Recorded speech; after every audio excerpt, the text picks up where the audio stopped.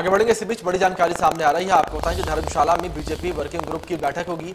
2 दिन तक BJP working group की बैठक चलेगी। सीएम जयराम और मंत्री अनुराग ठाकुर इस बैठक में शामिल होंगे। वर्किंग ग्रुप की बैठक कई अहम मुद्दों पर यहां पर चर्चा होनी है। बड़ी जानकारी आपको दे दें, सीएम जयराम और मंत्री अनुराग ठाकुर इस बैठक में शामिल होंगे। वर्किंग ग्रुप की बैठक कई अहम मुद्दों पर इस बैठक में चर्चा होगी। 2 दिन तक बीजेपी वर्किंग ग्रुप की बैठक चलेगी और कई मुद्दों पर विचार विमर्श इस बैठक में किया जा सकता है। धर्मशाला में बीजेपी वर्किंग ग्रुप की बैठक होनी है।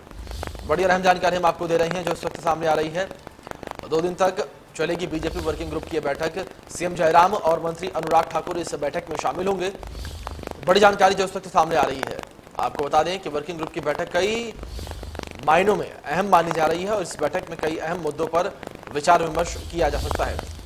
तो आपको बता दें कि संगठन को किस तरीके से मजबूत किया जाए, पार्टी को किस तरीके से मजबूत किया जाए, तो इन तमाम मुद्दों पर इस बैठक में चर्चा होगी और धर्मशाला में ये बैठक होगी। आपको बता दें कि 2 दिन तक वर्किंग ग्रुप की बैठक होगी। तो सीएम जयराम और मंत्री अनुराग ठाकुर जो है वो इस बैठक में शामिल होंगे। बड़ी जानकारी आपको दे रहे हैं जो इस वक्त सामने आ रही है। वर्किंग ग्रुप की बैठक कई अहम मुद्दों पर होनी है। कई अहम मुद्दे इस बैठक में उठाए जा सकते हैं। प्रदेश के जो हालात हैं, प्रदेश में जिस तरीके से तमाम दिक्कतें हैं, उनको लेकर बातचीत यहां पर हो सकती है। तो इसी बीच हमारे सहयोगी उमेश हमारे साथ जुड़ गए हैं। इस खबर पर अधिक जानकारी से सीधे उनका रुख कर लेते हैं। उमेश, जिस तरीके से 2 दिनों तक ये बैठक चलेगी और सीएम और मंत्री अनुराग ठाकुर खुद इस बैठक में शामिल होंगे, तो किन मुद्दों पर यह बैठक होगी, किन मुद्दों पर केंद्रित होगी ये बैठक? जी अभिषेक, बिल्कुल हिमाचल प्रदेश से भाजपा आगामी 2020 के जो तैयारियां उसका रोड मैप तैयार करने में सक्रिय होगी। एग्रेसिव तरीके से भाजपा इस जो 2022 का जो चुनाव है, जिस तरह से कहा जा रहा है कि मिशन रिपीट इस बार होगा। पूरे जो अभी तक के जो हिमाचल प्रदेश के इतिहास के जो रिकॉर्ड्स हैं वो भाजपा दावा कर रही है, वो टूट जाएंगे इस बार दोबारा। हिमाचल प्रदेश में भाजपा सरकार सत्ता में आएगी, इसी को लेके लगातार ये बैठकों का दौर चल रहा। आपने देखा होगा पहले चंडीगढ़ में बैठक, उसके बाद धर्मशाला में बैठक, उसके बाद शिमला में 2 दिवसीय जो कोर कमेटी की बैठक हुई, जिसमें जो राष्ट्रीय उपाध्यक्ष शामिल हुए थे और प्रदेश के तमाम बड़े नेता, जिसमें अनुराग ठाकुर प्रदेश के मुख्यमंत्री और तमाम जो प्रभारी और पूर्व मुख्यमंत्री वो शामिल हुए थे। उसके बाद अब ये बिल्कुल 1 सप्ताह बाद ये बैठक, आप इस बात से अंदाजा लगा सकते हैं कि भाजपा कितनी संजीदगी से ये आने वाले जो उपचुनाव है, जो भी हाल ही में 1 या 2 महीने बाद हिमाचल प्रदेश में हो सकते हैं, 2 विधानसभा में होने और 1 लोकसभा सीट पे उपचुनाव होने, भाजपा उसको लेके बिल्कुल बहुत ज्यादा माइक्रो लेवल पे प्लानिंग कर रही है। संगठन को भी बिल्कुल इसके लिए चाक चौबंद किया जा रहा है, बिल्कुल कोई कसर नहीं छोड़ना चाहते हैं। तो आप देख सकते हैं लगातार बैठकों का दौर हो रहा है।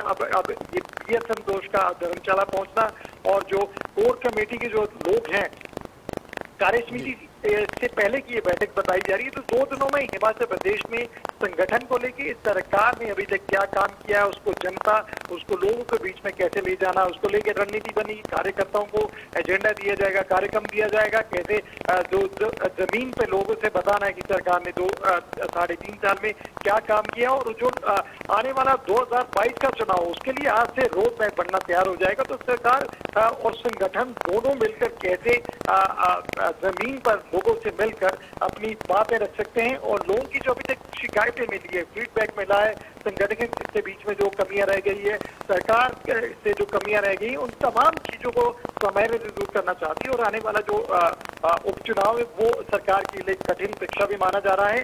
तो सरकार, संगठन कोई कसर नहीं छोड़ना चाहते। पीएस संतोष का आना एक बहुत बड़ी बात भाजपा के लिए हिमाचल प्रदेश में है कि भाजपा संगठन अपने आप को चुस्त करना चाहता। 2 दिन संगठन की बैठक चलने वाली है, क्या इसको लेकर निकलता है ये देखने वाली बात होगी। लेकिन सरकार और संगठन, खासकर भाजपा, आने वाले उपचुनाव और 2022 का रोड मैप यहाँ से बनाना चाहते हैं। बिल्कुल उमेश, यहाँ पर मान लिया जाए कि जिस तरीके से आपने कहा कि आने वाले आगामी चुनावों को लेकर यहाँ पर विचार विमर्श किया जाएगा और कार्यकर्ताओं को उन्हें जिम्मेदारियां सौंपी जाएगी, तो ऐसे में यह अब तय मान लिया जाए कि प्रदेश सरकार ने अपनी कमर जो है वो कस ली है आगामी चुनाव को लेकर।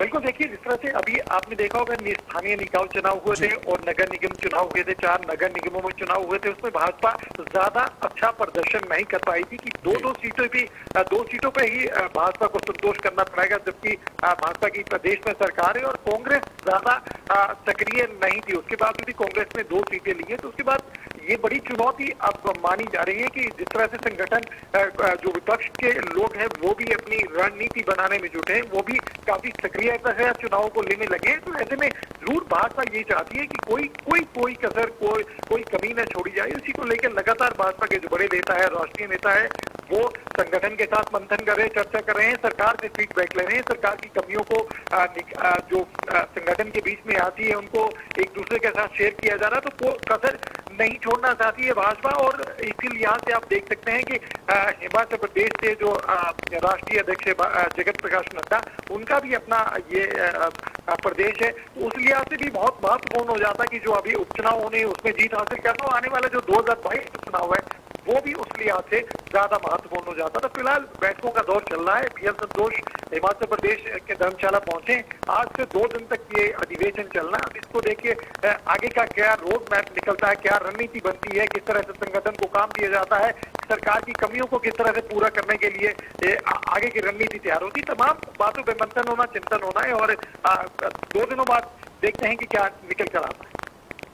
जी उमेश, आपसे यहाँ पर ये भी जानना चाहेंगे, जिस तरीके से उपचुनावों का आपने जिक्र किया और जिस तरीके से अगर हम बात नगर निगम के चुनावों को लेकर करें तो कहीं ना कहीं भारतीय जनता पार्टी का जो एक जिस तरीके से कहें कि दबदबा था वो कम देखने को मिला। वहीं अगर उपचुनाव भी सर पर हैं तो क्या कुछ लगता है कि उपचुनाव में भारतीय जनता पार्टी एक बार फिर से आम जनता की जो नसें हैं उन्हें टटोल पाएगी या फिर से रह जाएगी?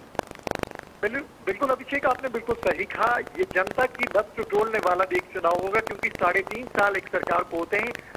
2 तरह से सरकार की जो वो परीक्षा होती है। एक तो सरकार ने जितना काम किया, जितने दावे किया, क्या सच में वो जमीन पे उतरे हैं, लोगों को उसका फायदा हुआ। एक तो बहुत महत्वपूर्ण ये होता है। दूसरा ये होता है कि जब सरकार आगे बढ़ती है, अपनी सत्ता समाप्ति की तरफ बढ़ती है, तो उनके खिलाफ एक एंटी इनकम्बेंसी फैक्टर भी रहता है। तो क्या है, दोनों चीजों को पार पाना सरकार के लिए, संगठन के लिए ये एक बड़ी अग्नि परीक्षा है। क्योंकि आने वाले चुनाव की पृष्ठभूमि, रणनीति और जो एक साइकोलॉजिकल इम्पैक्ट होता है वो भी इन चुनावों के हाथ जीतते सरकार पे और जो विपक्ष पे दोनों पे पड़ता है। तो विपक्ष कोई कोर कसर नहीं छोड़ेगा सरकार को घेरने के लिए। लेकिन सरकार लगातार और संगठन के साथ मिलकर आप देखते हैं लगातार बैठकों का दौर चल रहा है, मंथन चल रहा है, क्या कमियां उनको पूरा कैसे करना है। राष्ट्रीय नेता आ रहे हैं, वो फीडबैक दे रहे हैं, वो सुझाव दे रहे हैं, वो आगे बढ़ने के लिए और टिप्स दे रहे हैं। तो ये तमाम चीजें चल रही हैं। लेकिन बड़ी बात यही है कि जो 2 नगर निगम चुनाव में भाजपा ने जो गंवाए हैं दोनों नगर निगम, वो सरकार के लिए चुनौती। बिल्कुल उमेश, अब यहाँ पर देखने वाली बात होगी कि इस बैठक में क्या कुछ निकलकर सामने आता है और किस तरीके से कार्यकर्ताओं को जिम्मेदारियां सौंपी जाती हैं। बहुत बहुत शुक्रिया उमेश आपका हमारे साथ जुड़ने के लिए और इन तमाम जानकारियों के लिए।